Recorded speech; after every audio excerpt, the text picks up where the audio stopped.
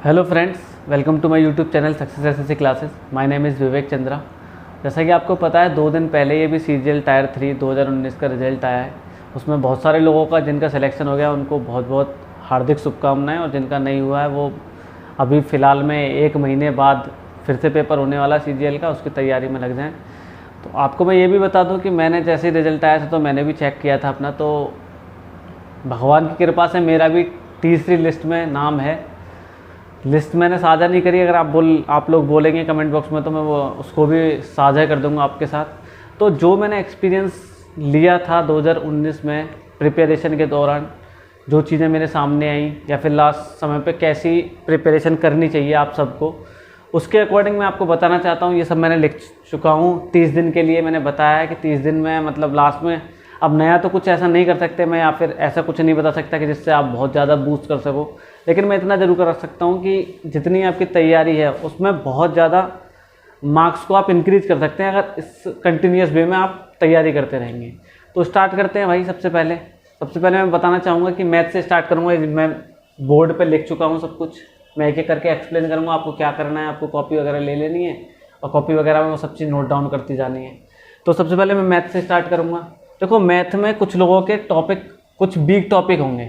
अगर किसी को वीक टॉपिक के बारे में नहीं पता तो वीक टॉपिक आपको जब आप मॉक टेस्ट लगाओगे तो उसमें पता चल जाएगा। अगर जिसको पता है अपने वीक टॉपिक, उनको पहले वीक टॉपिक को करना है सबसे पहले, और वीक टॉपिक के अलावा जो भी टॉपिक आपने कर रखे हैं उनका रिवीजन मारना है जितना जल्दी हो सकता है।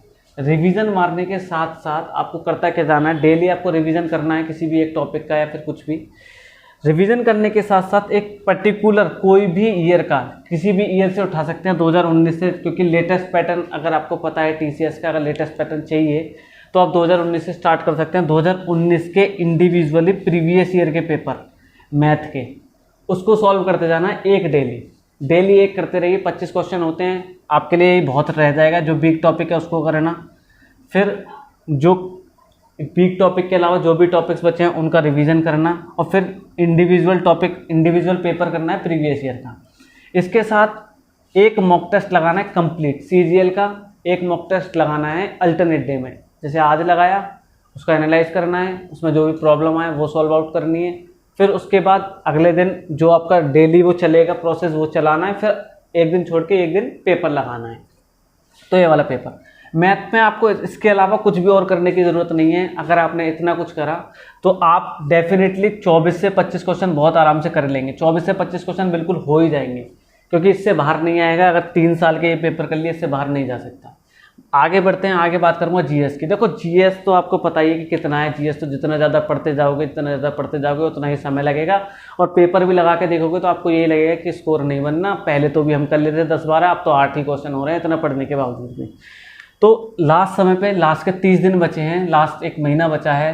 45 दिन है वैसे, लास्ट 30 दिन ही मानूंगा, 10-5 दिन खराब हो ही जाते हैं इंसान के। तो सबसे पहले जीएस में करना क्या है, जो भी आपके नोट्स बने हुए होंगे ट्रेडिशनल टॉपिक के, उनको रिवीजन मारो। जितनी बार रिवीजन मार सकते हो वो रिवीजन मार लो, एक्स्ट्रा कुछ नहीं पढ़ना। अगर आपने कोई सा टॉपिक नहीं पढ़ा तो उसको मत पढ़ो, कोई भी ज़रूरत नहीं है एक्स्ट्रा टॉपिक पढ़ने की, क्योंकि आप पढ़ भी लोगे तो भी वो याद नहीं रहना, क्वेश्चन नहीं बनेंगे। तो सबसे पहले ट्रेडिशनल पार्ट जो है उसका रिवीजन मार लो। उसके बाद स्टैटिक पोर्शन इस पे थोड़ा फोकस करना है, क्योंकि स्टैटिक पोर्शन पे बहुत क्वेश्चन आते हैं। 5 से 6 क्वेश्चन मिल जाएंगे तुम्हें स्टैटिक पोर्शन पे, पता ही नहीं चलेगा कहाँ से आया है वो, कहीं से नहीं, कहीं से स्टैटिक पोर्शन से ही लिंक होगा। स्टैटिक पोर्शन के बाद एक बहुत ज़्यादा फोकस करना है करंट अफेयर पे।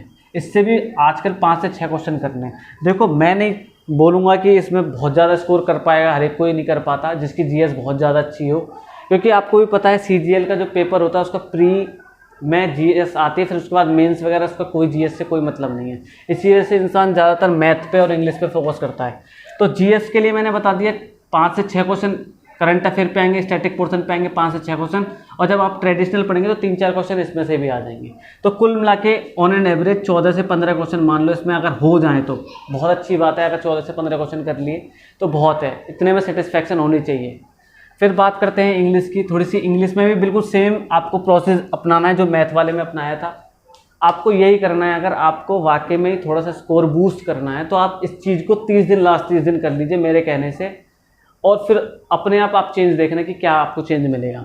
तो वीक टॉपिक, जो भी इंग्लिश में आपको वीक टॉपिक हो, कोई भी वीक टॉपिक हो, उस बिग टॉपिक का रिवीजन मारना है, मतलब करना है पहले तो बिग टॉपिक। इस बिग टॉपिक के अलावा जो भी टॉपिक कंप्लीट कर रखे हैं उनका जितनी बार रिवीजन मार सको उतना रिवीजन मारना है, क्योंकि इंग्लिश का खेल प्रीलिम्स में केवल ग्रामर और वोकैब का है। मोस्टली पोर्शन वोकैब आता है, वोकैब के साथ फिर एक डायरेक्ट इनडायरेक्ट एक्टिव पैसिव ये कर ही लेते हैं और PQRS। तो ग्रामर वाला पोर्शन इतना ज़्यादा वैल्यू नहीं रखता अपनी।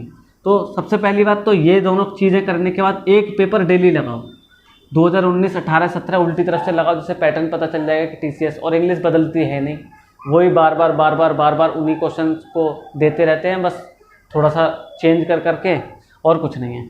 फिर वोकैब का बहुत ध्यान रखना है, वोकैब प्रीवियस ईयर की करनी है और प्रीवियस ईयर के साथ आपके नोट्स बने हुए होंगे, आपने वोकैब लिखी होगी कहीं ना कहीं, वो उसको रिवीजन मारना है। उसके साथ अगर आपकी कहीं नहीं लिखी हुई तो आप MB वोकैब को पढ़ लीजिए या फिर ब्लैक बुक की वोकैब को। वोकैब का भी हिसाब वही है GS वाला, जितनी ज़्यादा वोकैब करोगे उतनी ही कम है, तो जितनी हो सकती है पक्की तरीके से उतनी वोकैब को करो।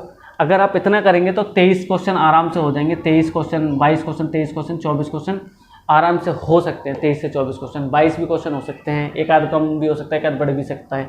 तो इस तरीके से इंग्लिश वाले पोर्शन को कंप्लीट करना है। और रीजनिंग के लिए, रीजनिंग पे इतना ज़्यादा कुछ नहीं है, रीजनिंग आसानी आती है, आपको पता ही है, CGL वगैरह की, SSC की रीजनिंग आसान आती है। तो रीजनिंग को मुझे पता है आप सबने ट्रेडिशनल टॉपिक कर रखे होंगे, पूरे तैयारी पूरी कर रखी होगी। अब उस तैयारी को टाइम के अकॉर्डिंग टाइम में कैसे लाना है, उसके लिए आपको 2 सेट पेपर टाइम लगा के 12 से 13 मिनट लगा के 25 क्वेश्चन के 2 सेट पेपर रोज करने हैं। 2 सेट पेपर जब आप रोज करेंगे तो फिर उसके बाद आपको पता चलेगा कुछ टॉपिक आपके वीक हैं, कुछ बहुत बढ़िया हैं। जो बढ़िया हैं उनको तो करने की ज़रूरत नहीं है, जो वीक टॉपिक हैं उनका एनालाइज करना है, कौन से वीक टॉपिक हैं, और फिर उन वीक टॉपिक को एनालाइज करने के बाद उनको ख़त्म करना है बहुत अच्छी तरीके से। सबसे मेन फोकस आपका रीजनिंग पे होना चाहिए। 25 क्वेश्चन कैसे भी करके इसके ठीक होने चाहिए।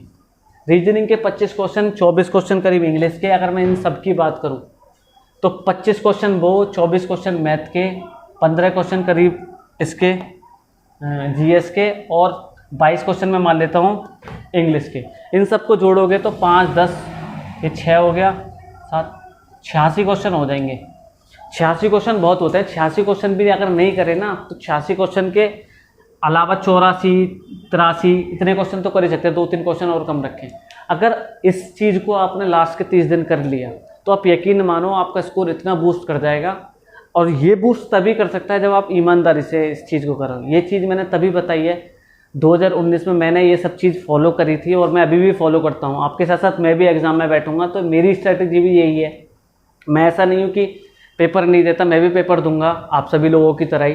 तो जो चीज़ मैंने 2019 में फॉलो करी थी और अब भी मैं फॉलो करता हूँ वो मैंने आपको बताई है। अब बहुत सारी चीज़ें ऐसी होती हैं जो इंसान को नहीं करनी चाहिए इस समय पे। देखो बहुत सारी चीज़ें मैं उनको भी थोड़ा सा बताना चाहूँगा कि लास्ट के 30 दिन में इंसान नया पढ़ने की कोशिश करता है कि ये पढ़ लूँ, वो पढ़ लूँ, यहाँ से पढ़ लूँ, वहाँ से पढ़ लूँ।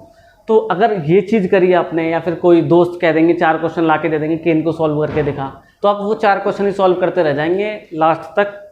तो 4 क्वेश्चन तो हो जाएंगे लेकिन आपका सिलेक्शन नहीं होना, या फिर सिलेक्शन मांग तक कंटिन्यूस आपकी पढ़ाई करनी है और जो रेलेवेंट चीज़ें उनको करना है। बहुत सारी PDF चलेंगी, बहुत सारे अभी यूट्यूबर्स बहुत सारे क्वेश्चन कराएंगे बहुत टफ लेवल के, CDS के निकाल के, FCAT के निकाल के, जबकि इतना करने की ज़रूरत नहीं है। आपको 2019, 18, 17 के पेपर करने हैं, उसके साथ साथ अपनी जो तुमने नोट्स बना रखे हैं उनको करना है।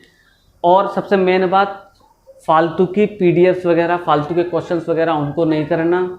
सोशल नेटवर्किंग साइट जितनी भी चलाते हैं उनको बंद कर देना है लास्ट के डे में। और किसी से भी कंपैरिजन मत करना, किसी से जैसे इसको इतना आता है मुझे नहीं आता, वो कठिन सवाल कर रहा है और आप भी करने लग जाएं, तो इससे आपका बहुत ज़्यादा टाइम वेस्ट होगा। तो मैं बस यही बोलना चाह रहा हूँ कि अगर आप इस चीज़ को फॉलो कर लें लास्ट के 30 दिन, तो आप मुझे बताना कि आपने कितना बेनिफिट मिला आपको। और जो भी चीज़ है, जो भी अच्छा लगे बुरा लगे, आपको कमेंट बॉक्स खुला हुआ है, आप कमेंट बॉक्स में कमेंट कर सकते हैं। मैं एक बात इसके बारे में और बताना चाहूँगा कि स्टैटिक पोर्शन वाला क्या है।